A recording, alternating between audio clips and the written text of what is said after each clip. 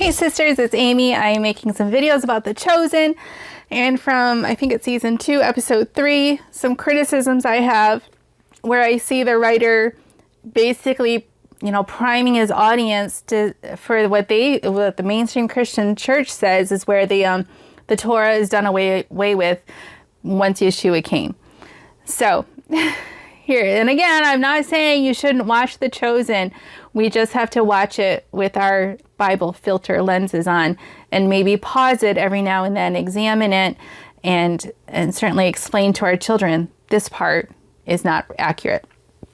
So the part I'm talking about this time is where one of the disciples, I think it's James, but I'm not sure. I don't recognize them all by face yet. So he's telling a story about when he almost broke the Sabbath, but not quite. So I will play the clip for you right here. One time on the boat, we were approaching a Shabbat sunset. And Abba and John had finished their tasks, and I still had to put my fish in the barrels because I had so many. No, it's because you were going too slow, because you're too careful. No, it was because I had so many. Okay. And so you have to put them away, obviously, before the sun sets, or they'll rot the next day, and you can't clean them during Shabbat. So I started yelling to the others, "Hey, come on, help me." No, they just laughed at me and walked home. And I had to work so hard and so fast, I ended up spilling some of the fish back in the water. But I finished just in time. And I was breathing so hard, I vomited on the shore. You had to wait 2 whole days to clean it up. Oh, sorry. Okay, so this story is also very interesting. And at first it's kind of hard to tell what the writer is doing here. And maybe I'm overly suspicious. And if you think I am, you can tell me so in a nice way in the comments. Because at face value, the story doesn't really seem to mean anything. Like, what's the point? It's like, it doesn't really bother us much. But I think it should kind of bother us, because here's what I think is going on. So he tells the story about how he's cleaning. Well, they just got done fishing, and they fish for their occupation. That's how they make money. And it's time to either clean the fish or store them in water to clean after Shabbat. Shabbat starts at sundown on Friday evening. So the sun is very close to setting. He realizes in his story that he doesn't have enough time to clean the fish, and he can't leave them sitting out because they're going to rot in the sun all day on Saturday. So he's going to put them, I think he says, in a barrel full of water, which will keep them cold and fresh through Shabbat. That's all fine and good. We all do that too. We wrap up our work before the sun goes down on Friday night. That's what we're supposed to do. But then the story gets a little weird. First of all, his brother and his friend abandon him to do all this work by himself. Whatever. And so he has to work really, really hard and really, really fast to get all the fish. And he didn't even get them all in. He lost some of his fish, lost some money. But he was determined to keep the Shabbat. And so he worked really hard. And he got the fish into the barrel in the nick of time. And he was so exhausted, breathing so hard, he vomited. That's his story. And here's the clincher. He says he couldn't clean it up for 2 days. And it's inferred that because it's Shabbat, he can't clean up the vomit for 2 days. Sisters, you and I know that's not in the Torah.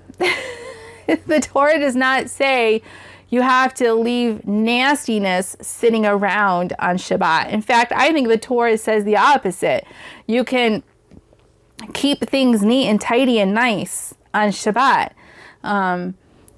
And the finer parts of that, we might disagree with, doing dishes, not doing dishes. But the Torah commands about Shabbat are about making money, doing your occupation. Don't make someone work on Shabbat. Don't go to a restaurant and buy a food there, or don't go to a store and buy something, because when you do that, you're making them work for money. You're making them do their occupation.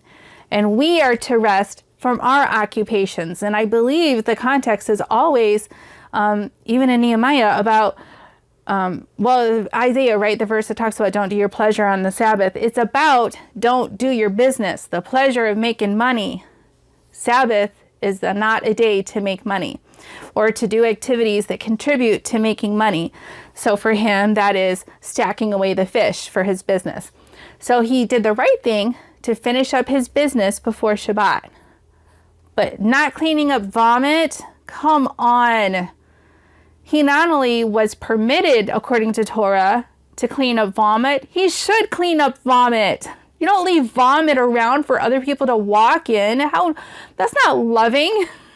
Now, I don't determine sin and not sin by what I feel like is loving, but I don't see any command in Scripture about not cleaning up vomit.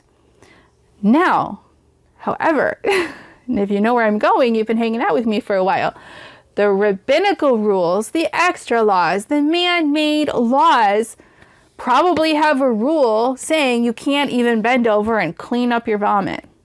I mean, there's Jewish people who don't even turn on light switches and things like that. So some of you who are more knowledgeable than me can help me out in the comments. But I think that's where the writer is going with this. They don't understand the difference between the Torah, the laws of Moses, and the extra rabbinical rules. The conversation maybe would have gone like this. He tells the story, and then I thought I couldn't clean up the vomit for 2 days because at that time we were still keeping all the rabbis' rules, and so it just sat there and stank the whole time. It was gross. Now I see I'm not beholden to the rabbis' rules. I only have to do what's in the Tanakh, the scriptures. I only have to do what's in the law of Moses. I see now I should have cleaned up that vomit so that people don't walk in it and so it doesn't stink and really honestly ruin Shabbat. What if you live near there? I mean, if any of us, if there's vomit sitting around on Shabbat, we're going to clean it up. We change our kids' diapers on Shabbat. We feed and water our animals. That's a command to take care of things like that on Shabbat. This is a bad interpretation of Torah. And so it's kind of going to backfire on them, but most Christians do not know the difference. I think what's happening here is he's building up a case that Torah is a burden. Torah is, this part of Torah, these ritual, ceremonial things like what you eat and Shabbat and things like this. These are things that Yeshua is going to do away with. They don't matter. And he's confusing even. He doesn't even know what Torah is. I'm going to just say that straight out. I don't think the writer knows exactly what Torah is. The only thing that was different about Torah was that Yeshua showed us how to do it in a loving way, again, because love was growing cold. And he showed people again just what the Torah is and separated out the man-made rules. We have to keep these things straight. And so these are the filters that we have to put on when we watch The Chosen. And we have to tell people about this. And as the plot develops, and I think it's going to keep developing against Torah, we need to recognize that part is counterfeit. The whole series is not counterfeit. There's a lot of great, truthful things in it. But this part is counterfeit. So see you in the next video.